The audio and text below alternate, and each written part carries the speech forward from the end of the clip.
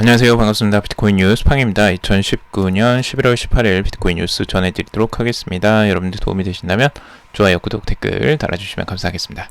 투자에 관련된 정보들 참고사항일 뿐이고 좋으냐 아니니 투자하실 때 여러분들 스스로 꼭 판단하시고 결정하시길 바라겠습니다. 자, 오늘 비트코인에 대한 거래량 위축과 그리고 급격한 변화를 예고한다라는 기사를 처음으로 가져왔는데요. 그 내용에 대해서 같이 한번 살펴보도록 하겠습니다. 자, 우선 비트코인이 지금 현재 시점에서 거래량이 이제 계속 줄어들고 있어요. 근데 그 거래량이 줄어드는 게 과연 이제 어떤 의미를 가지느냐, 이 부분에 대한 이제 해석이 또 분분하고 또 거기에 대한 전망들도 다양한데, 이 급격한 변화가 있을 것이다라는 예상들을 지금 많이 하고 있어요. 우선 첫 번째, 지금 암호화폐 애널리스트이자 트레이더인 켄터링 클락이라는 이 사람이 이제 트윗에 올린 거는 비트코인의 최근 가격 움직임은 거래량의 급격한 하락과 동시에 나타났으며 이는 약세 신호일 수 있다, 이렇게 이제 해석을 하고 있습니다. 그리고 현재 상승 추세에도 불구하고 이전 지원 수준인 8,800달러를 넘어서는데 어려움을 겪을 것으로 전망했다라고 좀 더 이제 부정적으로 지금 생각을 하고 있죠, 단기적으로. 그리고 그 켄터링 클락이 이제 공유한 데이터에 따르면 비트맥스의 24시간 기준 BTC 거래량이 7.85억 달러를 기록했고, 이는 지난 3월 30일 이후에 가장 낮은 수준이라고 합니다. 또한 코인베이스 역시 과거 수개월 기준 가장 낮은 수준의 거래량을 기록하고 있으며 P2P 거래 플랫폼인 로컬 비트코인스의 거래량도 이달 들어 30%가 감소했다라고 하고 있습니다. 그래서 거래량이 급격하게 지금 이제 줄어드는 그 양상을 보여주고 있는데, 거기에 대해서 지금 현재는 조금 더 이제 위축되는, 그 거래가 조금 위축되면서 가격도 조정이 좀 더 나올 수 있다라고 그 신호로 받아들이고 있는 분석이고요. 다른 분석들도 있긴 합니다. 다른 분석들 같은 경우는 미디어 유투데이 같은 경우는 과거 비트맥스가 이 같은 거래량을 기록한 이후에 불과 2일 뒤 비트코인은 20% 넘게 상승하며 2019년 불마켓을 이끌었다. 거래량 감소가 시장의 분위기 반전을 전망할 수도, 암호화폐 시장에 대한 관심이 떨어졌다는 것을 의미할 수도 있다. 그러나 무언가 급격한 변화를 예고하고 있음이 확실하다.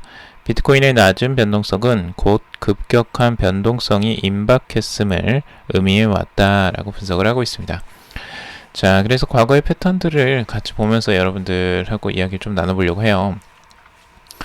자, 이 패턴이 거래량이 줄어드는 패턴, 거래량이 최저점에 왔을 때 과연 비트코인은 어떤 패턴들을 보여왔었나 라는 거죠. 과거에 한번 제가 데이터를 가져와 봤는데 2016년부터 한번 보도록 할게요. 2016년도에도 급격하게 이렇게 상승을 하는 흐름에서는 거래량이 터졌다가 급격하게 거래량이 줄어드는 현상들이 보여왔습니다. 그래서 거래량이 최저점을 찍었을 때가 있었죠. 요때가 이제 최저점이었는데 가격이 이제 뭐 크게 올라가지도 않았고 크게 조정이 되지도 않은 횡보세에서 이렇게 나왔던 그 거래량의 최저점입니다. 이 거래량이 최저점을 찍고 나서부터 다시 이제 상승하는 게 흐름이 서서히 나오기 시작하는데, 그래서 거래량이 조금씩 늘어나면서 가격도 크게 상승하는 흐름들이 나옵니다. 전 고점을 뚫고 올라가는 이런 흐름들이 한번 나왔고요. 그리고 이제 두 번째, 이때에도 좀 지켜봐야 되는데요. 단기적으로 이제 급격하게 상승을 한 다음에 가격이 이제 어느 정도 조정이 나왔어요. 그리고 그 조정이 나온 다음에 거래량이 급격하게 줄어드는 양상을 보여줍니다. 자, 그리고 나서 가격이 어떻게 흘러갔냐, 다시 급격한 변동성을 보이기 시작하는데 거래량이 급등하면서 빠지기 시작해요. 자, 이때 보면은 굉장히 공포스러웠을 시기라고 보여지는데요. 단기간에 급격하게 빠지는, 일주일 사이에 급격하게 빠지는 흐름들이 보여졌고, 그 흐름에서 거래량도 같이 이렇게 터져줬기 때문에 거래량이 적다가 갑자기 이렇게 크게 늘어나면 굉장히 놀라게 되죠, 사람들이. 그래서 이때에는 아마 하락세를 엄청나게 다들 강조했을 거고 앞으로 더 하락할 것이다 라고 아마 전망치가 계속 나왔을 거예요. 자, 그런데 신기하게도 그게 얼마 있지 않아서 다시 가격은 안정세를 찾기 시작합니다. 거래량도 다시 안정세를 찾기 시작하고요. 가격이 다시 횡보를 하기 시작하죠. 그러면서 서서히 또 올라갑니다. 자, 이런 식으로 이제 가격이 패턴이 있었어요. 물론 이때는 이제 과거의 불장의 연속성에서 이런 걸 보고 있기 때문에 우리가 그냥 안정적으로 볼 수 있는 거지, 만약 여러분들이 이 시점에 이 미래를 전혀 알지 못하는 상황에서 이런 흐름들이 나왔으면 굉장히 크게 놀라거나 동요하실 가능성이 굉장히 높은 타이밍이죠. 자, 이런 현상들이 발생할 때가 있다라는 거예요.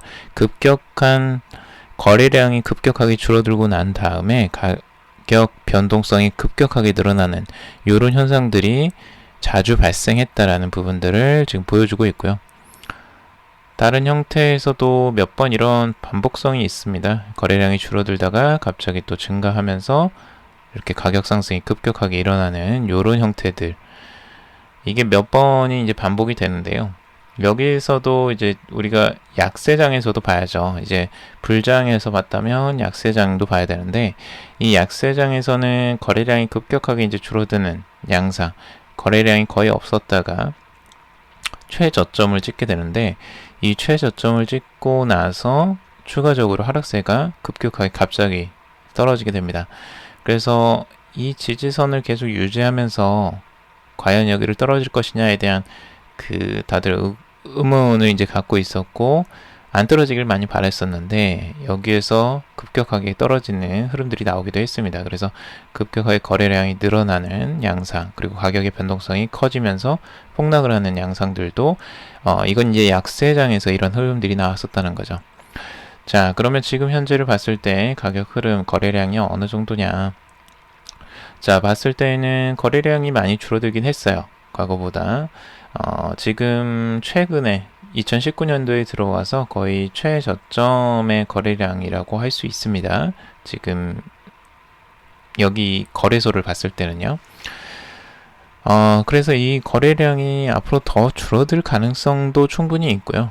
더 줄어들 가능성도 있고, 최저점이라고 해도 그것보다 더 낮은 거래량도 분명히 있거든요. 그래서 이 거래량이 최저점이라고 해서 지금 바로 이제 변동성이 나올 수 있다라는 확률도 아직까지는 좀 남아있는 상태고, 그리고 여기에서 이제 급격하게 변동성이 있다고 하면 상승을 하거나 이제 하락이 나와야 되는데, 과연 어디로 이제 방향을 틀 것이냐, 굉장히 변수가 많고 좀 예측하기가 어렵습니다. 지금 여러분들 봤을 때 이런 패턴들이 또 나올 가능성들도 있기 때문에 여러분들은 좀 주의하면서 보셔야 돼요. 단기적으로 충분히 속이는 패턴들이 나올 가능성들도 있다. 그래서 여러분들은 그 단기적인 패턴에 너무 흔들리지 마시길 좀 바란다라고 말씀을 드리고 싶습니다. 이렇게 흔드는 과정들은 계속 나올 가능성들이 충분히 있습니다. 상승하면서 이렇게 불장을 가면서도 몇 번의 흔들기가 있었습니다. 이렇게. 그래서 급격하게 하락시켰다가 급격하게 올렸다가 이 패턴들이 몇 번이 반복됐기 때문에 여러분들은 굉장히 담대하게 가시지 않으면 아마 오래 버티기가 쉽지 않으실 거예요. 그래서 그런 부분들을 미리 보고 가시는 게 좋을 것 같습니다. 자, 그리고 지금 비트코인 빌 체리스냐는 그 암호화폐 애널리스트가 분석을 한 내용인데요. 이것도 이제 주봉으로 바라본 겁니다. 주봉 차트상으로 이제 트렌드 라인을 그려놓고 이 지지선과 이제 저항선들을 바라보고 있는데, 이 중간 라인을 굉장히 중요하게 생각하고 있어요. 그래서 이 라인이 이제 중요한 서포트선, 지지선으로 지금 작용을 하고 있다라고 분석을 하고 있습니다. 현재 이제 센 서포트, 좀 얇은 서포트 단계가 8,000달러 선이라고 바라보고 있고, 좀 강력하고 두꺼운 선이 이제 7,355달러 선이 강력한 저항선이라고 바라보고 있습니다. 자, 그리고 52동 평균선, 여기가 이제 7,100달러 선이라고 보고 있는데, 이 선도 이제 강력한 저항선으로 지금 바라보고 있죠. 그래서 이 두 줄로 되어 있는 요 라인, 이 가격 범위가 중요한 저항선 영역이다라고 바라보고 있어요. 왜냐하면 이때가 2018년도에도 중요한 이제 지지선이죠. 제가 잘못 발음했네요. 저항선이라고. 지지선입니다. 지지선으로서 이 가격이 지지를 계속 받았었죠. 그래서 이쪽이 강력한 지지선 작용을 했다라는 거고, 지금 현재에도 그 가격대가 강력한 지지선 역할을 할 것으로 지금 예측을 하고 있습니다. 자, 그리고 이 상단의 트렌드 라인, 이 부분도 이제 중요한 선인데요. 이 주봉상으로 봤을 때에도 여기가 계속 이제 저항선으로 작용하고 있죠. 그래서 이 저항선을 뚫고 올라가는 흐름들이 나와야지 이제 강력한 상승이 나올 수 있다라고 많은 분석가들이 분석을 하고 있습니다. 자, 이 빌트리스라는 이 애널리스트가 분석하는 내용은 롱 포지션을 이제 취하고 있는데 상승 쪽으로 좀 더 무게를 두고 있습니다. 그래서 지금 현재 여기에서 지지를 받고 14,000달러까지 정고점까지 상승할 가능성이 있다라고 분석을 하고 있어요. 그래서 이 부분들 한번 참고적으로 보시고요. 가격의 흐름들이 지금 이렇게 이제 흘러갈 가능성이 있다라고 이 분석가는 분석을 하는 겁니다. 단기적이진 않죠. 이 주봉상으로 본 거니까요. 자, 그리고 웨슬라드라는 이제 분석가가 분석을 한 내용인데요. 이 분석은 이제 쐐기형이죠. 이렇게 엣지형으로 하락하는 단기적인 비트코인의 하락세에 이제 트렌드 라인이 있는데, 이 트렌드 라인을 위쪽으로 이제 깨고 올라간 상황이다라고 분석을 한 거였어요. 그래서 이 바운스가 저번에 중국의 시진핑 주석이 발언한 그 시점 하에 반등했던 이게 굉장히 강력한 시그널이라고 생각을 하고 있고, 여기에서 이제 트렌드 채널은 이제 상단으로 지금 향하고 있죠. 이런 식으로. 그래서 이 업트렌드 마켓 강력한 상승장으로 봤을 때에는 여기가 이제 지지선 역할들을 해줄 것으로 바라보고 있고, 위쪽으로 이제 트렌드를 틀 가능성이 있다라고 분석을 많이 하고 있고요. 만약에 이 라인이 깨고 내려간다, 이 아래쪽을 깨고 내려간다 했을 때에는 추가적으로 이제 하락세 다운 트렌드 마켓으로 이제 들어가겠죠. 그래서 여기가 트렌드를 결정하는 채널이다라고 보고 있어요. 그래서 이쪽이 이제 선택적인 구간인데 좀 범위가 넓죠. 이쪽으로 보면 너무 넓은 구간입니다. 그래서 이쪽 안에서 위쪽으로 올라가게 되면 이제 상단, 그리고 이쪽 아래로 떨어지게 되면 이제 하단으로 트렌드를 완전히 바꿀 것이다 라고 분석을 하고 있어요. 근데 지금은 이제 하락세기형에서도 위쪽으로 지금 트렌드가 바뀐 상황이라 긍정적으로 위쪽으로 좀 바라보고 있는 것 같습니다. 자, 그리고 윌리 우의 분석입니다. 이 분석도 재미있는데요. 요거는 정말 장기적인 관점에서 통화 자체를 이제 바라본 그 분석이에요. 이 분석들은 여러분들이 좀 정말 큰 시야에서 바라봤을 때 이 화폐라는 것을 큰 시야에서 시대적으로 바라봤을 때의 그림이라고 보시면 되고요. 재밌습니다. 요게 이제 그 농업 시대와 그리고 산업 시대죠. 그리고 이제 포스트 인더스트리얼 레볼루션, 그러니까 그러니까 후기 산업 혁명 시대라고 할 수 있겠죠. 그래서 지금 과거부터 그 근대 그리고 현대까지 시대가 지나오면서 이 화폐 머니가 어떻게 바뀌었냐, 이걸 이제 바라보는 거고요. 골드머니라고 해서 이제 금을 기준으로 해서 많이 거래가 되었던 시대라고 할 수가 있죠. 그리고 그 이후로 이제 계속 지금까지 1900년도까지 계속 금을 기준으로 많은 통화가 이루어졌다라고 하고 있어요. 하지만 그 금이 끊어지는 시기가 오죠. 이때가 이제 1973년이라고 기준을 세우고 있는데, 이게 어떤 사건이냐면 결국에는 이제 1971년도 8월 15일에 일어났던 이제 닉슨 쇼크죠. 이 닉슨 미국 대통령이 이렇게 이제 근본위 제도를 일시 정지시켜 버렸어요. 그래서 원래는 화폐라는 게 금을 이제 교환하는 그런 기준으로 되어 있었어요. 그래서 금이 교환될 수 있는 화폐로서의 이제 가치를 가지면서 그게 이제 교환을 할 수 있었는데 이때부터 그걸 끊어버렸죠. 그래서 금으로 교환이 안 된다라고 이제 선언을 하면서부터 이건 이제 종이 쪼가리가 됐어요. 종이 쪼가리인데 문제는 이제 중앙은행에서 그거를 그 신용을 실제로 이제 해주는 입장이라고 사람들은 믿고 그걸 지금도 쓰고 있죠. 어찌 보면은 이제 실제 지폐, 화폐에는 가치가 없어요. 가치가 없는데 거기에 대한 믿음으로 우리는 지금 돈을 화폐라는 걸 사용하고 있습니다. 중앙은행에서 그거를 우리가 이제 신뢰성 있게 지켜줄 거야 라는 그 믿음으로 지금도 이제 피아트머니 불안 지폐죠. 그러니까 금으로 변환이 안 되는 그런 지폐라고 보시면 돼요. 교환 자체가 안 되는 그냥 그 교환 단위로서만 의미가 있는 거고요. 중앙은행에서 이제 신용에 의해서 유통되는 지폐라고 생각을 하시면 됩니다. 신용지폐죠. 신용지폐. 자, 그 신용지폐가 이제 1973년도부터 이렇게 쭉 이제 오게 됩니다. 그래서 엄청난 인플레이션이 발생하기도 하고 그 돈을 마구잡이로 막 찍어대기 시작하죠. 자, 그렇게 되면서 문제가 이제 여러 가지가 발생해요. 실제 인플레이션도 많이 발생하고 뭐 금융위기도 발생하기 시작하고요. 자, 그런데 이제 그때에 나왔던 게 이제 크립토커런시, 암호화폐죠. 2009년도에 이게 출현을 하기 시작하고 비트코인이 최초에 이때 출현을 하기 시작합니다. 그때부터 이제 비트코인, 크립토커런시의 점유율이 조금씩 이제 상승하기 시작합니다. 실제 그 가치가 올라가기 시작하고 그 가치를 차츰 인정을 받기 시작했죠. 지금의 가치로 따졌을 때 꽤 많은 상승률이 있었죠. 10년 만에. 그래서 뭐 문제는 많았어요. 중간에 뭐 드러그머니다, 버블이다, 뭐 여러 가지가 터지기도 시작했고 많은 상승과 하락들을 겪기도 시작했죠. 하지만 전체적인 10년의 상황으로 봤을 때에는 지속적인 가치는 상승을 했습니다. 10년으로 바라봤을 때는요.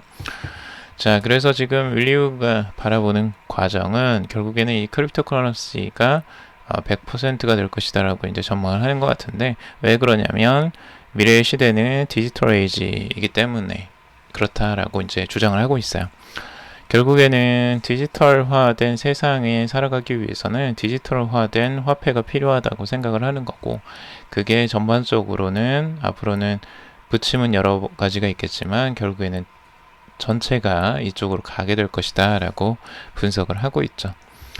과연 이렇게 이제 갈 것인지는 한번 지켜봐야 되겠어요. 하지만 지금의 현재의 흐름은 차츰차츰 크립토커런시가 지분율을 높여가는, 점유율을 높여가는 형태라고 볼 수가 있습니다. 여러분들도 이런 큰 그림으로 한번 시대적으로 한번 바라보는 것도 여러분들에게 좀 도움이 될 것 같아요.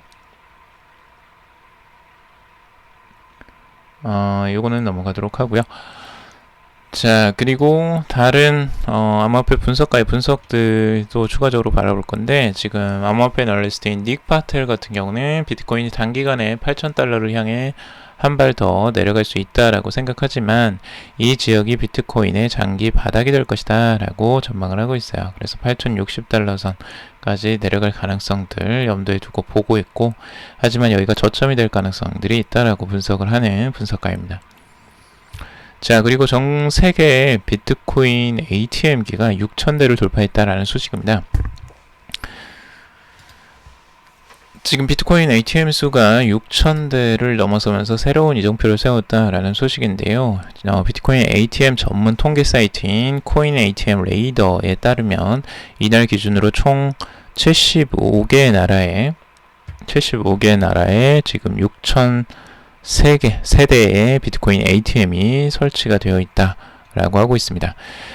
비트코인 ATM은 지난 6월 5,000대를 넘어서며 꾸준히 증가세를 보이고 있는데요. 이번 달에만 현재까지 107대 ATM이 설치됐다고 합니다. 이는 일일 평균 11대 수준으로 올해 가장 빠른 속도로 올라가고 있다고 해요. 그만큼 수요가 지금 뒷받침되기 때문에 이런 부분들을 또 그 설치를 많이 하고 있는 거겠죠. 나라별로 보면요. 미국이 4,125대로 1위를 차지하고 있고요. 캐나다가 729대, 영국이 295대, 오스트리아가 193대, 스페인이 86대로 그 뒤를 이어가고 있다고 합니다. 그래서 ATM기, 비트코인 ATM기에 대한 수요가 꽤 많이 늘어나는 것으로 보여지고, 야후 파이낸스 같은 경우는 2024년까지 암호화폐 ATM 산업의 연평균 성장률은 46.61%에 달할 것으로 지금 전망을 하고 있습니다. 계속 지속적으로 지금 상승을 하고 있는 추세고요. 그만큼 비트코인에 대한 활용도가 이제 넓어지고 확장이 되어가고 있다라는 부분을 이 부분을 보면서 알 수가 있는 거죠. 자, 그리고 미국의 코인베이스 직불카드 이용 범위를 확대하겠다. 리플 등 암호화폐 5종이 추가되었다라는 소식입니다. 지금 미국 암호화폐 거래소 코인베이스가 자사의 직불카드 서비스로 유럽 10개국 암호화폐 5종을 추가 지원해서 이용 범위를 확대할 계획이라고 합니다. 지금 자사 카드로 결제할 수 있는 암호화폐 수가 이제 2배 이상으로 늘고 지원 국가도 10곳이 더 추가가 됐다라고 이야기를 하고 있는데요. 앞으로 이제 암호화폐를 직불카드로 활용할 수 있는 범위들이 이제 넓어질 것으로 보여집니다. 지금 현재 코인베이스가 직불카드로 결제 가능한 암호화폐 옵션에는 리플, 베이직 어텐션 토큰, 어거, 제로엑스, 스텔라가 이제 추가가 되어 있습니다. 5가지. 리플이 이제 들어갔죠, 여기에. 지금, 그리고 비트코인과 이더리움, 비트코인 캐시, 라이트코인이 결제가 원래 이제 지원이 됐었고요. 그래서 앞으로 지원되는 암호화폐들이 계속 늘어날 것으로 보여지고, 이러면은 리플이 라던가 이제 스텔라 같은 경우 이런 것들이 이제 활용도가 더 넓어지겠죠. 그래서 앞으로 암호화폐 활용성이 이제 더 넓어질 가능성들이 추가적으로 생겼습니다. 이제 직불카드를 통해서. 근데 지금 현재에는 이제 유럽 10개국에서 이루어지고 있고요. 나라별로 바라보면 이제 불가리아, 크로아티아, 덴마크, 헝가리, 아이슬란드, 리히텐슈타인, 노르웨이, 폴란드, 루마니아, 스웨덴 등 총 10개 국가에서 카드가 사용된다고 합니다. 지금 이제 북유럽 국가들이 좀 있고요. 몇몇 개 이제 동유럽 국가들까지 같이 좀 포함이 된 것 같습니다. 아직까지 메인이라고 시장이라고 할 수 있는 독일이나 아니면 프랑스, 영국 같은 그런 국가들은 아직 사용이 안 되는 것 같아요. 그래서 그런 나라들까지 좀 들어가야지 좀 더 의미가 있지 않을까라는 생각이 들긴 합니다. 앞으로 그런데 이제 국가 수는 계속 늘어날 것으로 좀 보여지고 이런 암호화폐 직불카드도 활용도가 넓어질 것으로 좀 보여집니다. 자, 그리고 벡트 일반 소비자 결제 및 테스트 막바지에 들었다라는 소식입니다. 벡트가 기존 투자자만을 대상으로 제공하던 솔루션을 이제 개인 투자자들로 확대해서 앱을 개발하고 있고요. 여기에 스타벅스 및 다른 기업들과 제휴를 통해서 결제 서비스 범위를 확대할 전망이라고 합니다. 벡트 관계자는 내년 상반기 소비자용 앱을 출시할 계획이라고 밝히고 있고, 첫 번째 제휴 업체는 스타벅스라고 블로그를 통해서 언급한 바가 있습니다. 그래서 여기에 대한 이제 기대치가 굉장히 높은데 과연 또 예정대로 진행이 될지. 벡트도 나오는데 한 1년 걸렸거든요. 원래 나온다고 한 시점보다. 그래서 이것도 과연 일정대로 진행될지는 잘 모르겠어요. 그래서 여기에 대한 뭐 기대치를 굳이 높일 필요는 없을 것 같고, 나오면 좋은 거고 안 나오면 뭐 기다리는 거고 뭐 이렇게 되지 않을까 생각이 듭니다. 자, 여기까지 정리를 해봤고요. 여러분들 좀 도움이 되셨길 바랍니다. 도움이 되셨다면 좋아요, 구독, 댓글 달아주시면 감사하겠습니다. 투자에 관련된 정보들 참고사항일 뿐이고 조언이 아니니 투자하실 때 여러분들 스스로 꼭 판단하시고 결정하시길 바라겠습니다. 금일도 방송 들어주셔서 정말 감사합니다.